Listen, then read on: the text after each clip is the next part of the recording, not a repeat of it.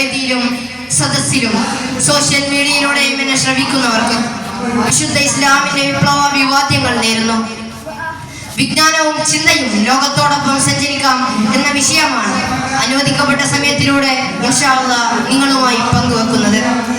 വിജ്ഞാന സമ്പാദത്തിന് ദൃശ്യ ശ്രാവ്യ മാധ്യമങ്ങൾക്കപ്പുറം വായന തന്നെയാണ് ഏറ്റവും നല്ല മാർഗം. ഖുർആനിന്റെ അവതരണം ആരംഭിക്കുന്നത് തന്നെ വിജ്ഞാനത്തിനെ കുറിച്ച് പറഞ്ഞുകൊണ്ടാണ്.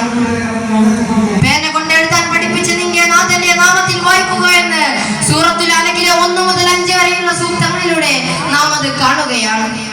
അറിവാർജിക്കുന്നതിനുള്ള അനന്ത സാധ്യതകൾ തുറന്നിട്ട ഖുർആൻ മനുഷ്യ ചിന്തയും ബുദ്ധിയും ഉപയോഗപ്പെടുത്തി ഭൂമിയിലും ആകാശത്തിലും പ്രപഞ്ചത്തിലും ചക്രവാളങ്ങളിലാകെയും ഒളിഞ്ഞും തെളിഞ്ഞും കിടക്കുന്ന വിജ്ഞാനത്തിന്റെ അനർഘ മുത്തുമണികൾ പെറുക്കിയെടുക്കാൻ മുന്നോട്ട് വരുന്നവരെ ഖുർആൻ ശ്ലാഘിക്കുന്നു.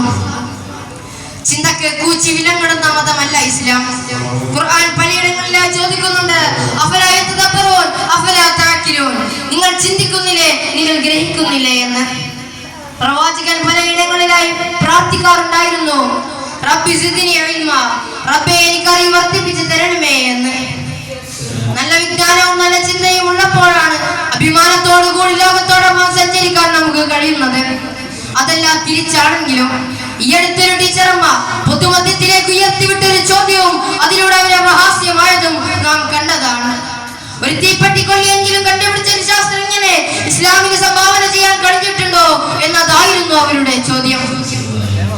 ആഴക്കടലിലെ തിരമാലകളെ കുറിച്ച് ഖുർആൻ പറയുന്നു എന്ന് പറഞ്ഞാൽ ഒരുപക്ഷെ അവർക്ക് മനസ്സിലായി കൊള്ളണമെന്നില്ല. കാരണം അവർ ഖുർആൻ മനസ്സിലാക്കിയിട്ടില്ല. എന്നാൽ കെമിസ്ട്രിയുടെ, ഒപ്റ്റിക്സിന്റെ, ടെക്നോമെട്രിയുടെ എന്ന് തുടങ്ങിയ ഒട്ടനവധി ശാസ്ത്രജ്ഞന്മാരെ സംഭാവന ചെയ്തത് ആരാണെന്ന് അവർക്കറിയില്ലായിരിക്കാം.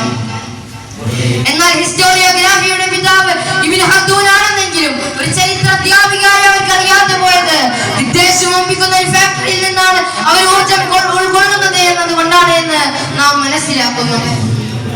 നല്ല സ്രോതസ്സിൽ നിന്ന് അറിവ് നേടണമെന്നും നല്ലവരോടൊത്ത് സാഹസിക്കണമെന്നും നമുക്കിതിൽ ഗുണപാഠമുണ്ട്. കുല്ലുക്കും മിൻ ആദം, എല്ലാ മനുഷ്യരും ആദമിൽ നിന്നാണ്.